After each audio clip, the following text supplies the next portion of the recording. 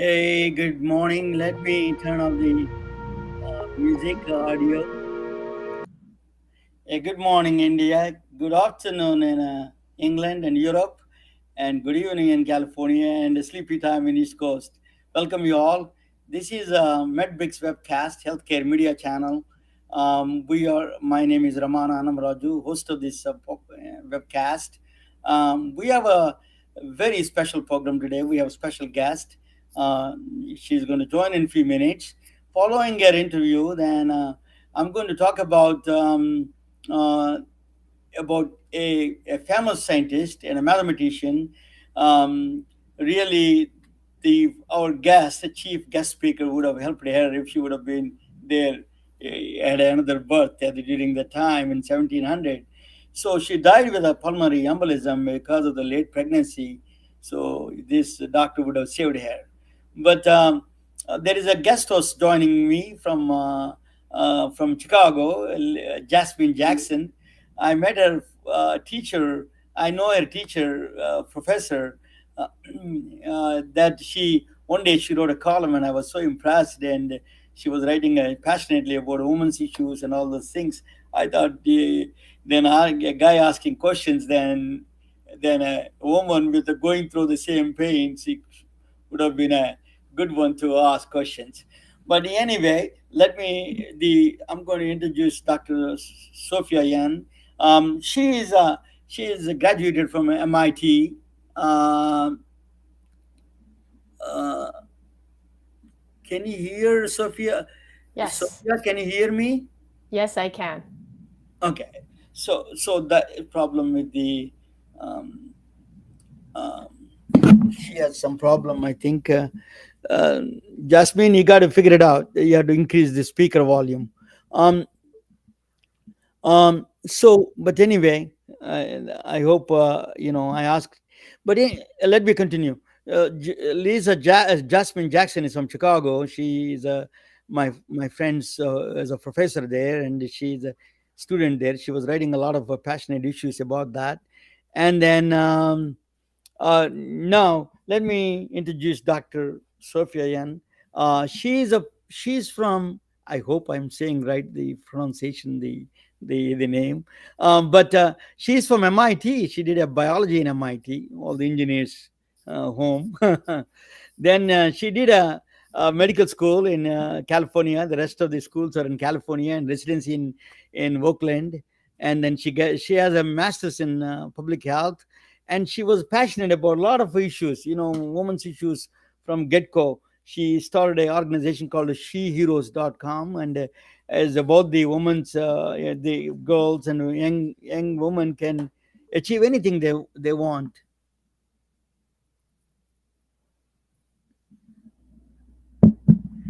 Oh my god. We can hear you, Sophia, Ramana. you can We hear me, right? Yeah, it's Jasmine. Jasmine's having issues. So yeah, this is a problem with always the case. um but the technical issues, I've been challenging this for almost for 6 months. Always one or the other way, always is challenging.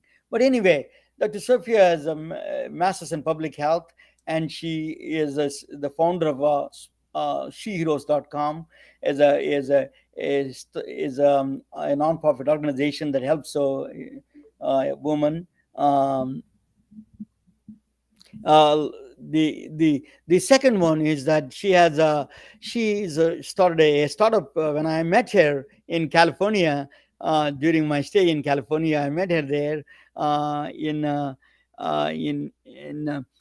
she was starting the Pandya Health, a startup company to alternative for the woman to seek help in birth control and other issues, women's issues. So without further delay, let me introduce you, Dr. Sophia Ann. I'm honored to have you.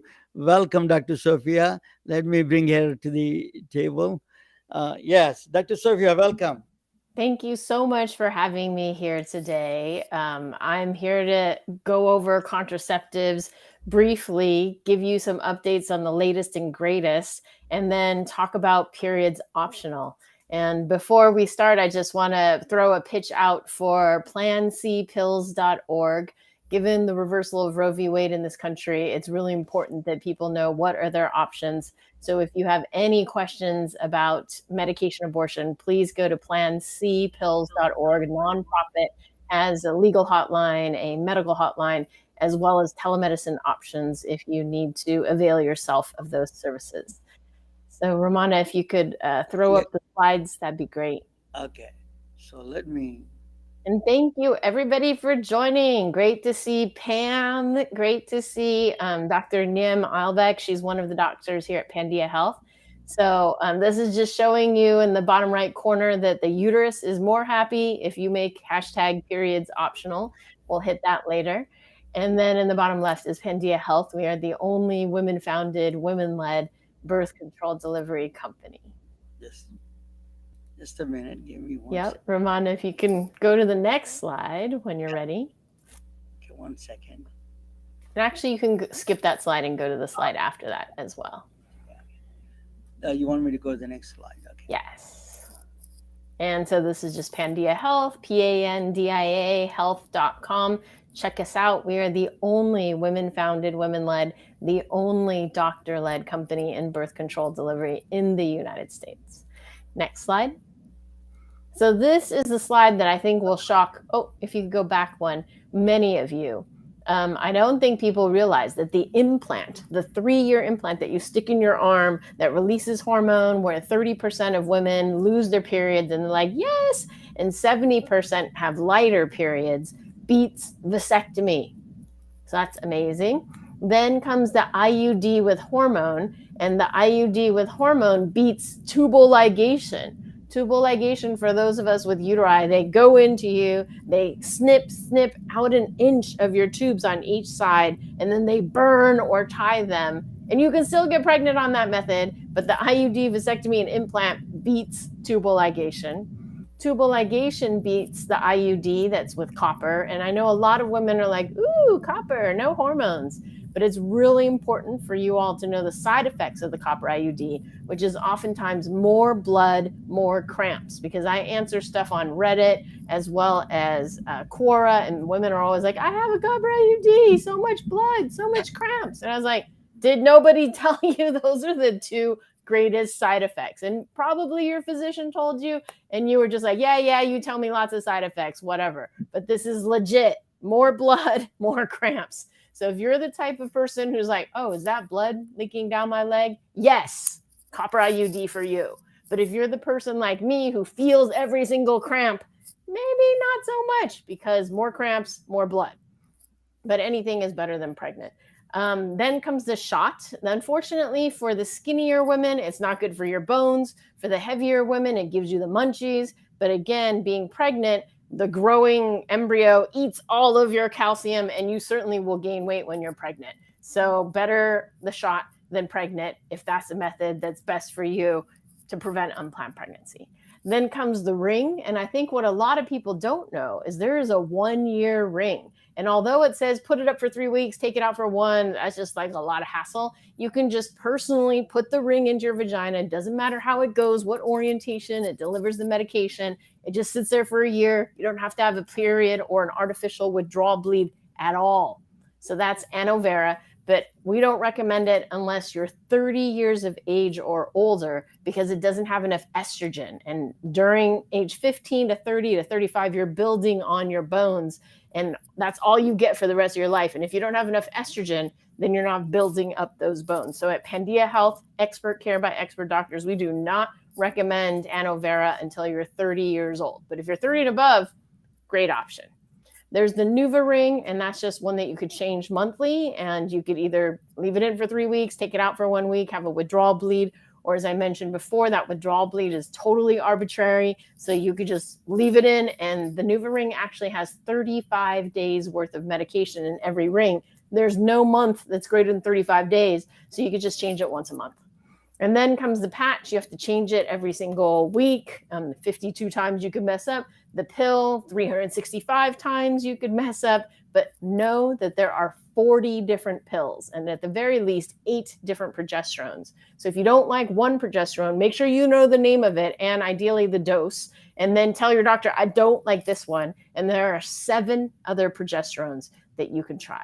And then comes condoms with spermicide, withdrawal, fertility awareness methods, and abstinence is all or nothing. If you can pull it off, 100%. If you can't pull it off, then you're pregnant. And they've shown people that take abstinence pledges are actually more likely to get sexually transmitted infections because they don't have condoms when they do initiate sex, and it only delays initiation of sex by a couple of months. Next slide.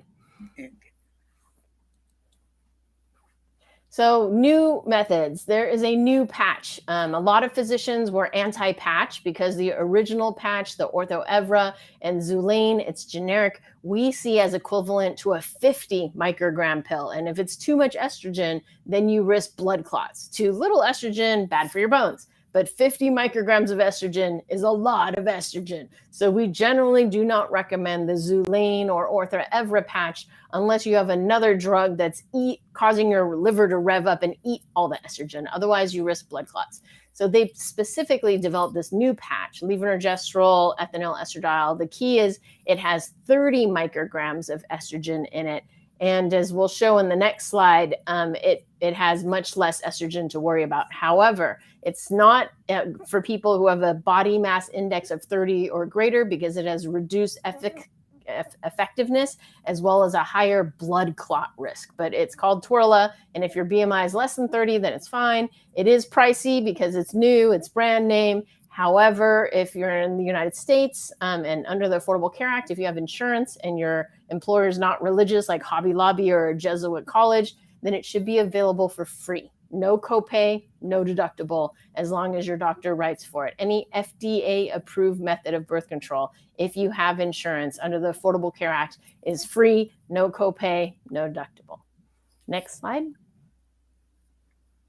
So this is just showing you the graph because, as a geek, I like to share graphs. If you look at that big area under the curve, that's the original patch, Xulane, Ortho Evra. So there's a lot of exposure to estrogen and therefore a greater risk of clot. If you see the peak and down, peak and down, peak and down, that's what happens with your standard 35 microgram estrogen patch. So although the peak is up there, the overall area under the curve, which is what you're exposed to estrogen and your risk of clot, is low. And then the second lower curve is the new patch that was designed to be the same as a pill. And you can see the area is roughly the same. So the risk of the new patch, Twirla, is the same as the risk of birth control pill. That's about 35 micrograms or maybe even less. Next slide. So I mentioned the 1-year vaginal ring. When I first heard about it, I was really excited. I was like, we don't need IUDs, or those people who don't know how to do IUDs, we can give everybody the vaginal ring. But they're like, we have very low hormone. And I was like, wait, what'd you say? And they said 13 micrograms. And I was like, you mean 30, right? Because we need 30 for people that are under age 30. And they're like, no, it's 13 micrograms. And I was like, oh, no. So if you're 30 and above, awesome option. And there are, we have those of us with uteri have to still prevent unplanned pregnancy from age 30 to 50 and somewhere pop in children before, somewhere around there. So it's totally fine. It is very expensive because it's covering a year's supply, $2,500 a year. But again, under the Affordable Care Act, it should be no copay, no deductible in the United States. Next slide. And then clinical pearls. Number 1, look at your birth control pills. I like to do this with a bunch of women on a bunch of pills. They'll pull out their pill and I'm like, does your birth control have the word tri, T-R-I in it? Because that means it's triphasic. And they used to make it triphasic because they were trying to mimic the natural cycle, but it's so super physiologic that it's just a farce and it's really not necessary. So those of us in academia always go with the monophasic. And if you're on a triphasic, then your doctor doesn't know about this. So this is something you need to educate yourself, or you as a healthcare practitioner should know about. As I mentioned before, Stanford Pediatric Adolescent Gynecology, Stanford Adolescent Medicine, Stanford Pediatric Endocrinology does not recommend less than 30 micrograms of estrogen in your birth control pill until you're 30 years old. Once you're 30, you can do whatever you want because your bone is what it is. But under 30, no less than 30 micrograms. And then at Pandia Health, I've realized as a woman of color, most of medicine is based on a 70-kilo white man. Anybody who's in medicine will tell you that is our standard in medicine, the 70-kilo white man. And certainly not that for birth control. But what I was taught at UCSF and Stanford works great for a Caucasian female that wants to bleed every single month. But for Asians and Blacks, we've found that they need more progestational activity to avoid the breakthrough bleeding. And the example I give is I was taught this drug at UCSF and Stanford, and I had to go through 3 different pills until I found one that didn't give me breakthrough bleeding. And over my 20 years of using the pill, I keep going back to the one that we were taught at UCSF because, like, it should be good. It's the one we're told. This is the one we're supposed to do. And I can take my pill every single day at the same day because it's been 20 years and I've been doing this, and I still get breakthrough bleeding. And so after studying birth control pills, I put them in a Excel spreadsheet, ranking them from least likely to have breakthrough bleeding, most likely to have breakthrough bleeding, least likely to have zits and munchies and acne and bad side effects to most, and found an optimal one where we find 85% of people do great on it versus 55% of people stay on the birth control at a year. So 45% quit. But our algorithm results in better results. And we're studying it to look as race for a proxy for genetics. But we hope in the future we can get their genetics via 23andMe or My History or whatever DNA sequencing. And we can see, oh, you got this. This is the best birth control pill for you. So next slide. I know that there's a lot of medical people watching this. So if you go to bit.ly /capital Pandia, capital Health, capital androgen, you can get my Excel spreadsheet. Now it's a Google sheet ranking from most androgenic to least androgenic, actually least androgenic to most androgenic, least progestational to most progestational, so that if you have side effects, how to manage them. And there's actually 2 links up there. I think it's different now, and it's based on work by Dr. Jalovsek on how to manage side effects. So if you've got depression, you should move this up and down. If you've got zits, you should move this up and down. If you have breakthrough bleeding, you should move this up and down. And this should help anybody who's writing birth control. Next slide.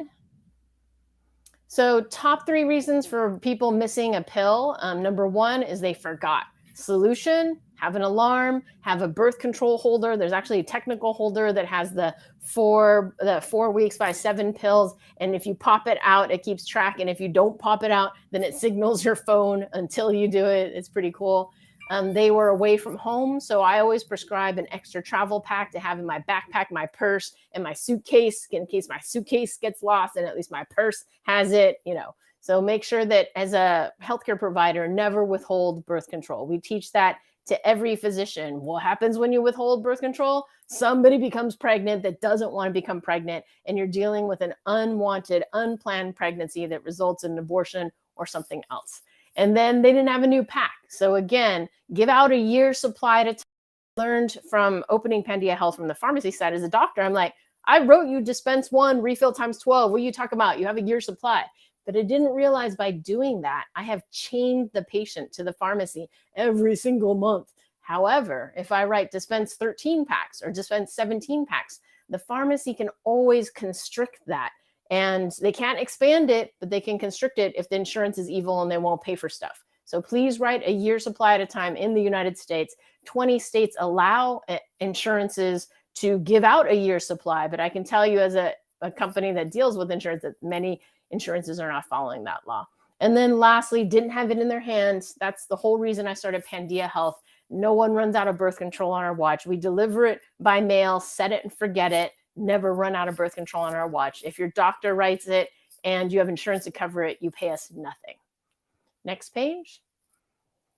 Emergency contraception. Next slide. So these are the 4 methods of emergency contraception. And when I gave this talk a couple of years back to a bunch of Stanford doctors, only 1 out of the entire room knew about the second method, which is prescription emergency contraception. So any physician here, please take note. Prescription emergency contraception called Ella, and it beats Plan B and its generics at every single time point. It also works up to a BMI of 35. Whereas Plan B and its generics at a BMI of 26 starts to have lower efficacy, and at a BMI of 30 is useless. So as a physician, you should know the stuff that you can prescribe. And then on the far left, for everybody to educate themselves, the number one most effective emergency contraception is the copper IUD.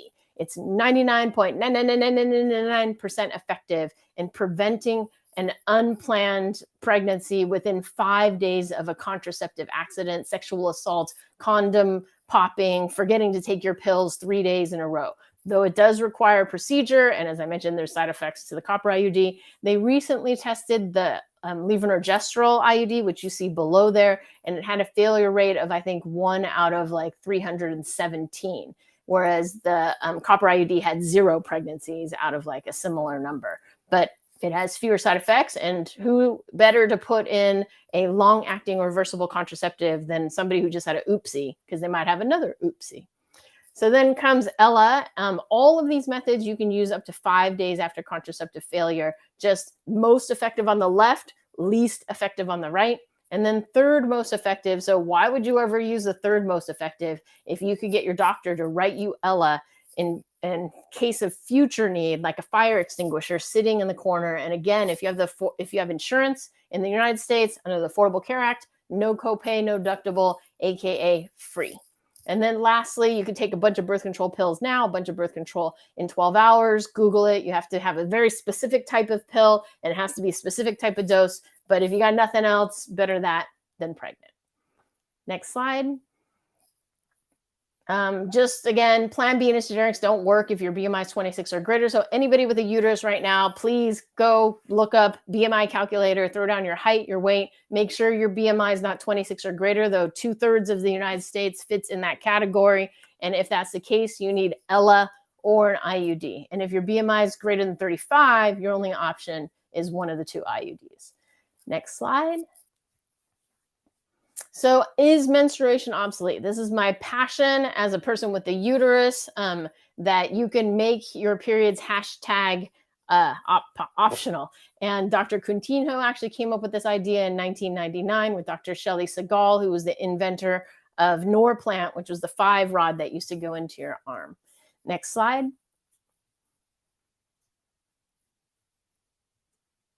Great. So on the left here is the Dogon tribe. On the right here is the United States. The Dogon tribe is in Mali, Africa. They die at age 70 to 80, just like us. So we're comparing apples to apples, not apples to oranges.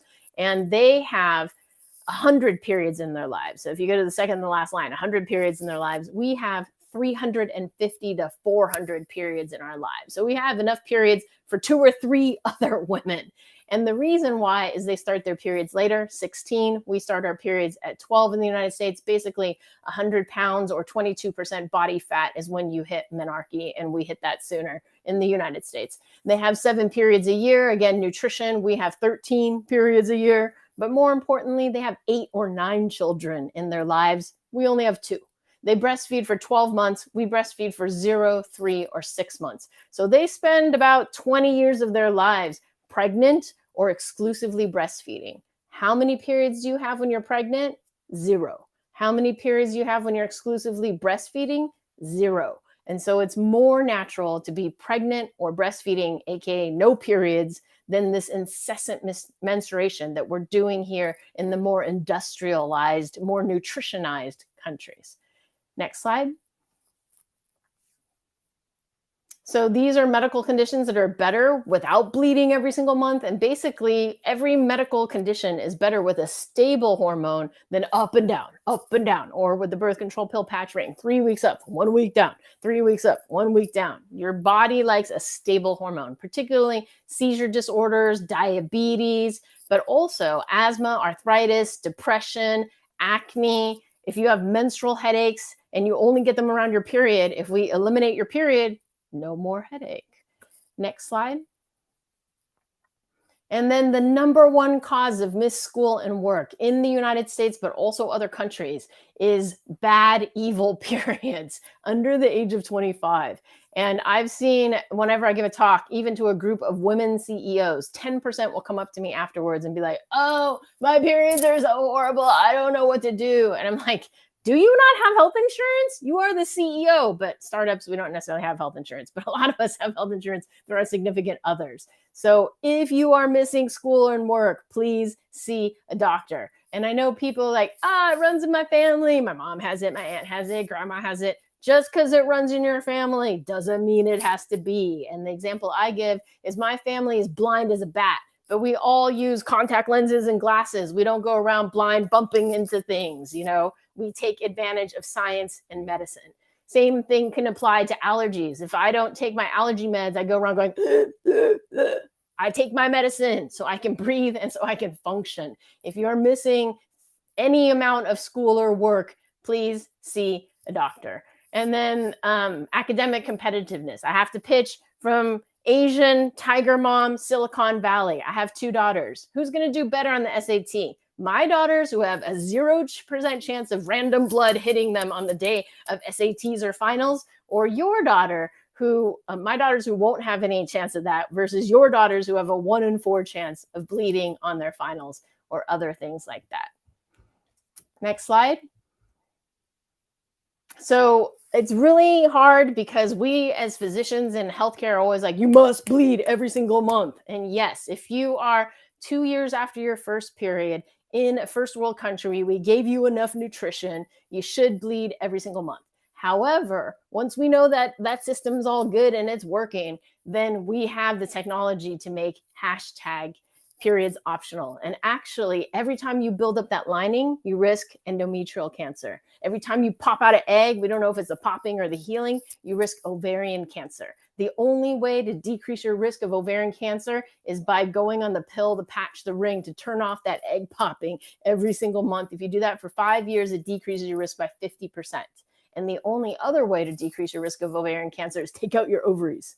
So every time you do this, every time you pop this, you risk endometrial ovarian cancer. And we're doing it 350 to 400 times when what is natural would be 100 times. Next slide. So let's make periods optional. If you want a rehash of that last part, it's my TEDx talk. So if you go to pandiahealth.com/periods optional, at the bottom is my TEDx talk. So I will open it up to questions from Jasmine, but I do see one question here. What does birth control usage look like to you in individuals with PCOS? I have friends with PCOS who are afraid of using BC pills because of the hormones and their mental health in the past. So for polycystic ovarian syndrome, the treatment is generally the birth control pill, patch, or ring.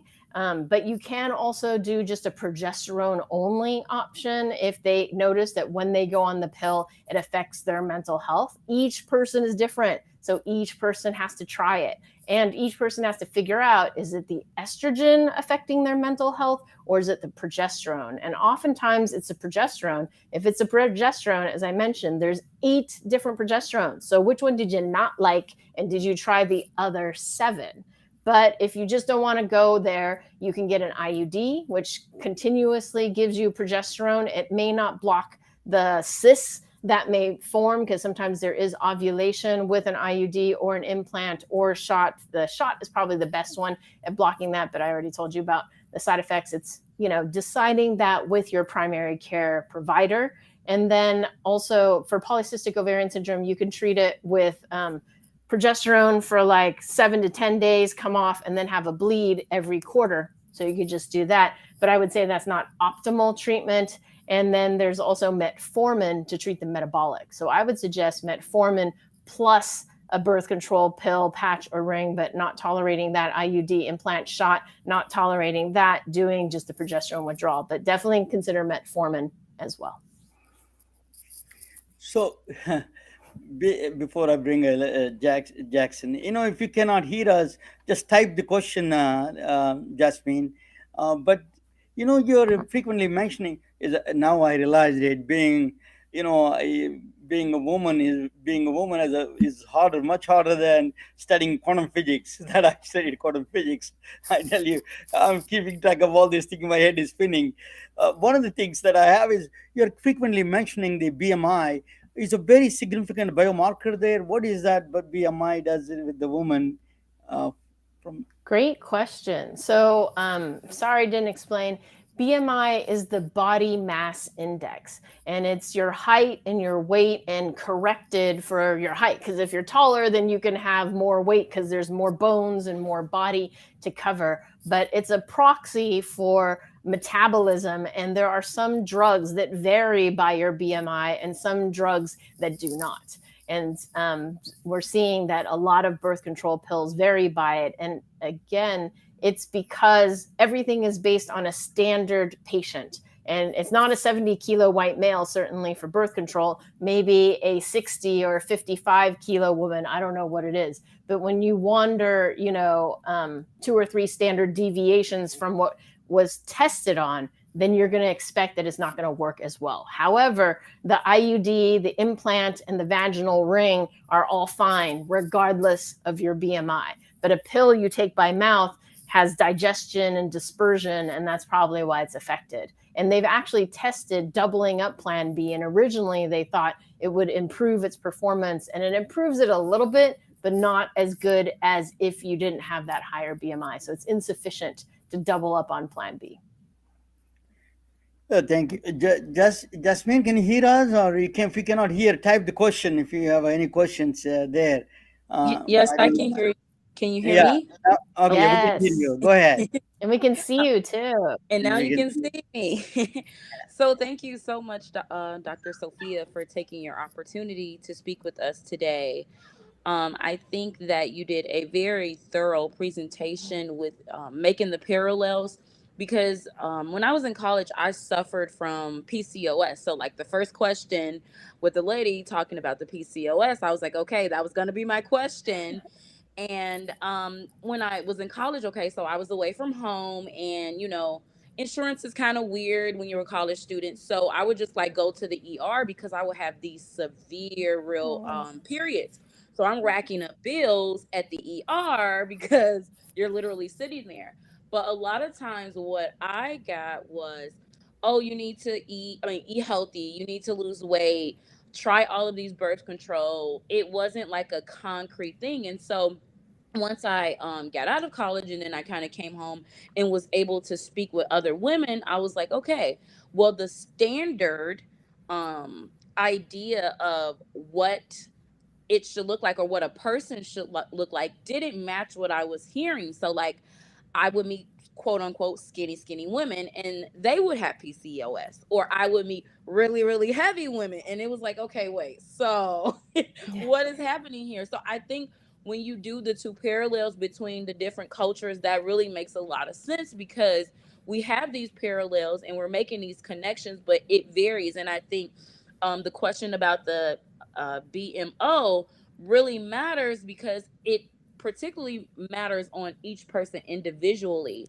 So I think that the beginning of your presentation kind of helped me to understand, like, personally, how, because I was kind of confused as to, okay, when I went to the doctor I got this one thing, but when I was kind of on the field and doing customer journey maps, I was able to communicate with different people and they didn't actually match the same. So I think you did a very good job with explaining the differences between body types and how it's really severe and how it takes so much of a long time off your life and things like that. So thank you so much. Yeah, no, thank you for bringing that up. And just, a little more on polycystic ovarian syndrome. If you Google Pandia Health PCOS, we have a whole bunch of information. And on the top of it is a talk that I gave for Stanford on how to manage it. And so definitely they found that if people lose 10% of their current weight, be they skinny or extra or whatever, sometimes the PCOS will go away. And PCOS is defined by not having periods for 3 months in a row, and then extra man hormone, either by blood test or by symptoms of hairiness, zits, and retreating hairline or something like that. So definitely check that out, but know that my experience is that if you use metformin and birth control pill patching or some progesterone is a better result than either one alone. And sometimes the joke is if you go to OB-GYN, the answer is birth control pills. If you go to an endocrinologist, the answer is metformin. And if you go to a primary care doctor, we bring it together and we're like, oh, what happens when you put the two together? And it's like, oh, even better. So definitely 10% of PCOS women are skinny, 90% are on the heavier side. And I think if all of us go too far on our weight, then we are at risk for insulin problems, which then results in PCOS. Mm-hmm. Mm-hmm. That, Dr. Ian, I heard talk about the Dr. David Sinclair from Harvard talking about if you take a metformin just it reverses the aging process. That's what he claims. Is it what is this connection between this reversing the aging process and in the preventing this health that I am a prevention? believer in drugs, if you haven't figured that out. And so, amongst the let's see how long we could possibly live community, a lot of people are taking metformin. And the reason why is because one of our greatest morbidities is if we're overweight or if we're in a hyperinsulinemic state. And so, one way to tell if you're in a hyperinsulinemic state, particularly I do weight clinic at Stanford, if you look at somebody's neckline, particularly Asians, Latinos, and Blacks, not so much Caucasians, and it might be lighter in different ethnicities. If you see kind of a dark shading here, or if it gets bad enough, I've seen it on the knuckles, I've seen it under the breasts, I've seen it in the armpits, but often at the neck, that's a sign of hyperinsulinemia. So the metformin normalizes your insulin and therefore has been used to prevent diabetes, and therefore you'll live longer. Because if you've got a ton of sugar running through your body, you get diabetes, sugar gets and ruins your kidneys, ruins your eyes, ruins your nerves, all the bad stuff of diabetes. So that's where the metformin hack comes in for longevity, but it also works for PCOS. It also works mildly in our obesity patients, and it also works for people who have a family history of diabetes, because I think it prevents you from gaining the weight to get to diabetes, and that's how it prevents diabetes. And then the main bad things you have to look out for on metformin is if you have kidney problems, metformin affects your kidney, so you can't take metformin if you have kidney problems. But mainly I deal with people under the age of 35 in our weight clinic because I'm with the teen and young adults there. And so the main risk is an adult alcoholic. So if you're not an adult and an alcoholic, not so much a concern. It does have some GI side effects, but if you're trying to lose weight, a little fartiness or diarrhea or nausea isn't a bad thing if it's tolerable for you. But the side effects don't happen to everyone, but those are the side effects that happen. Thank you so much, Dr. Ian. Such a brilliant talk, really. This is as a man that I learned so much. We need to know. I have a daughter, I have sisters, and all these people. They should know what's going on. I mean, it is a very informative. Thank you so much. I'm going to talk about a story. I'm going to present a story about a 17th century woman. Her name is Emilie du Châtelet. She actually, yeah, this is a story so relevant to the Dr. Sophia Ann's talk, is about what she went through at the age of 42. She got pregnant at that time, 1700, 1800, 1702. 1749, she died. Think about that. She could not get any other alternatives, and she died. She produced one of the best works in science and mathematics. That's what I'm going to talk about. What she did, how she died. She wrote a first. She is one of the few people that at that time Newton was alive. She started understanding calculus at that time. She is one of the few who understood calculus during this time. Now we have, even now, there are a lot of people who have problems with the calculus. But now, at that time, when Newton was alive, very, very few understood the calculus, and she was one of them. And she wrote a children's math book, and she was a mother of four. She was a little, outgoing woman, but she got into a lot of. She got pregnant at the age of 42, and then after giving a birth, she died. And I'm going to talk about her story a little bit briefly for a few minutes. If you want to stay there, and if you have any questions, you're more than welcome to Dr. Ian and Jasmine. Let me show the things that I'm doing now. Yeah, what a wonderful talk, really informative. So her name is, who is this woman? Nobody knows. A lot of scientists, mathematicians, or physicists don't know about this woman. Her name is Gabriella Emilie du Châtelet. She confronted Newton and gave clues to Einstein. The Newton was a king of the physics, king of sciences at the time, and he was alive. and she confronted he was wrong. She said that something he did something wrong in physics, and then she gave the clues to Albert Einstein. What a woman she was! In she was so she was Emilie de Châtelet. She is a beauty and brains, a genius of enlightenment.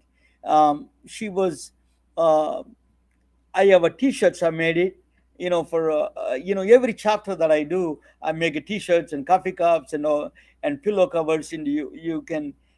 I'm going to send one complimentary to Dr. Yan. Anyway, this is the T-shirt and a coffee cup, whichever she selects. I'll send it. But let me.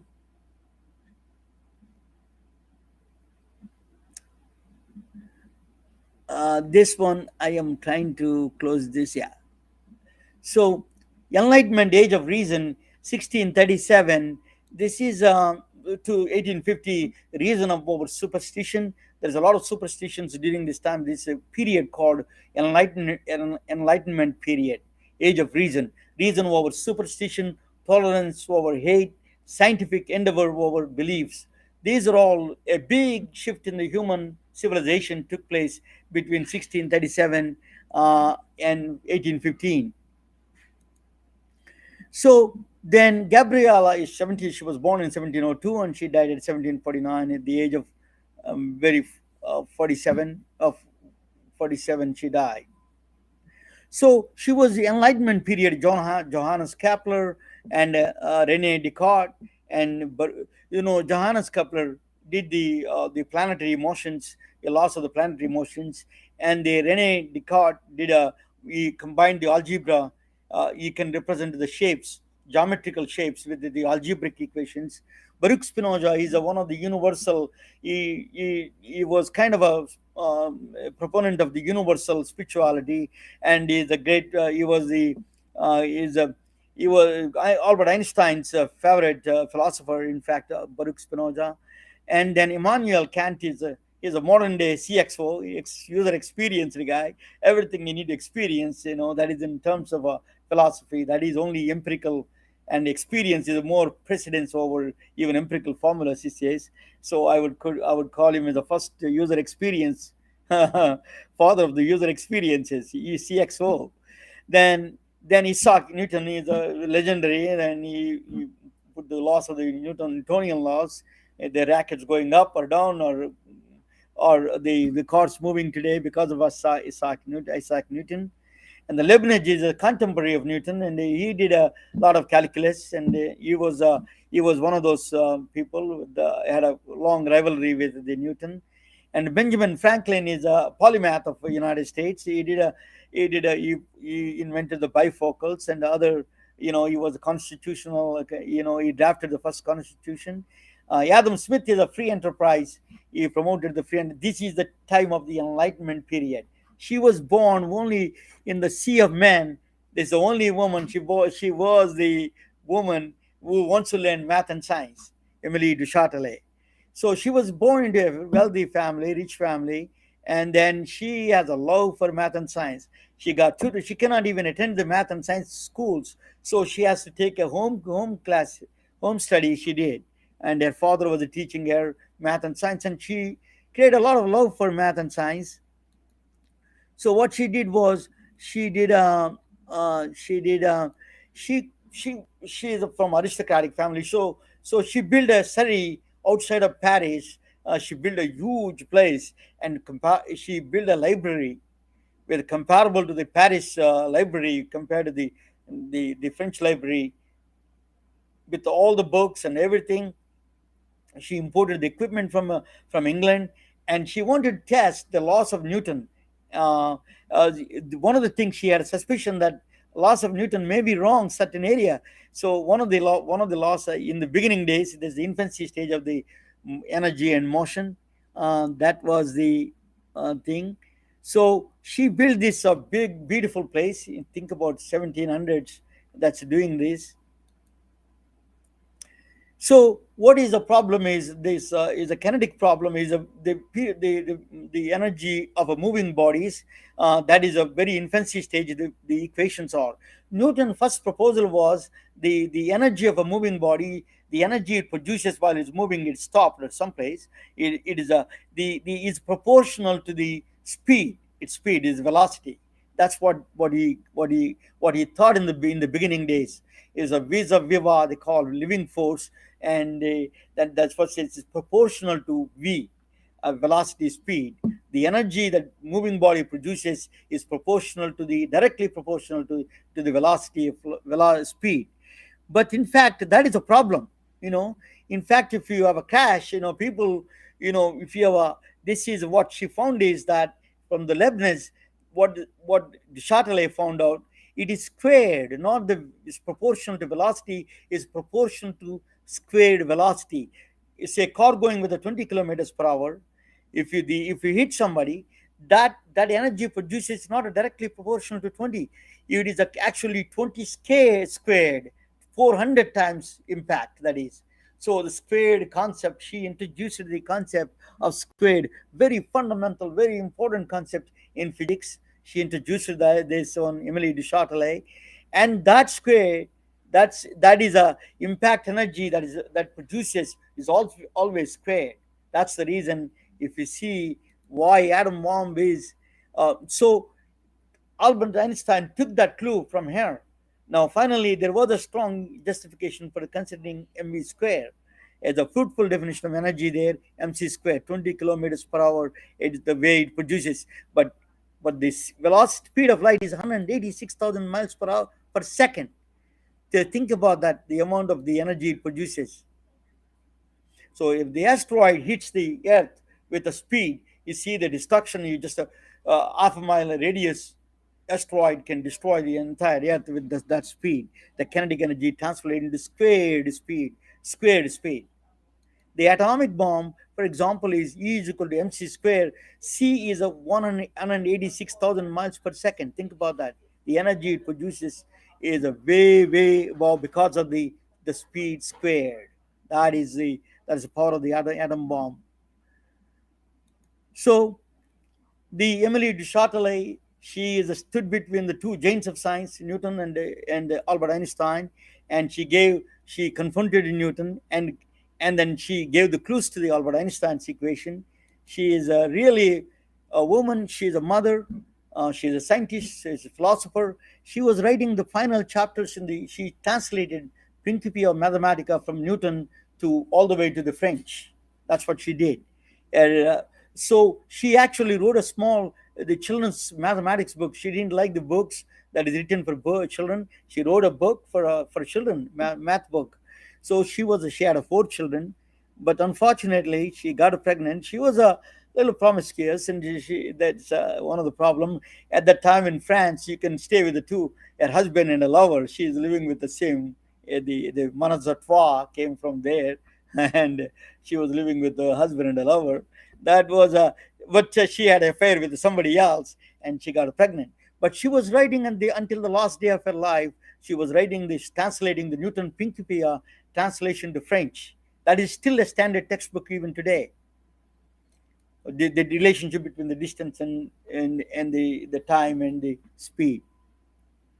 So they said that a forgotten woman of science, because of the religious people, there were Talibans at the time, during those times, different kind of Talibans. A great man whose only fault was being a woman. That's what they said about her. And they could not accept her as, as she was almost eliminated from the history books. Woman who contributed so much in math and science. If she would have lived a little longer, she would have produced amazing work. And at that time, we didn't have a passionate voice like Sophia, and she didn't have the contraception ideas, and she didn't get the contraceptives at the time. So unfortunately, she died at the age of so on September 3rd, 1749, she gave a birth. After immediate birth, after 1 week, she died. She wrote the last pages of the Principia, Newton's book, and that is unwavering passion for science and medicine. Science for her is a really inspiration to all women. Irres- Given the situations in the 1700s, is that she was used to dress as a man to get into the scientific institutions. So a woman now inspiration, people like Sophia Yan and everybody are inspirations to women, and we need people like them more and more. Thank you for listening, and I appreciate it. And thank you all. And if uh, if uh, if you're there, and anything, if you have comments, please be sure. And I think that is a good. Thank you, Dr. Sophia Yan. It's a wonderful talk. Really, we want you to come back. Thank you, Jasmine. You did you told your problems and explained to the entire audience. Thank you all. Good Thank night. you. Have a good Thank you, Ramana. Thank you, Jasmine.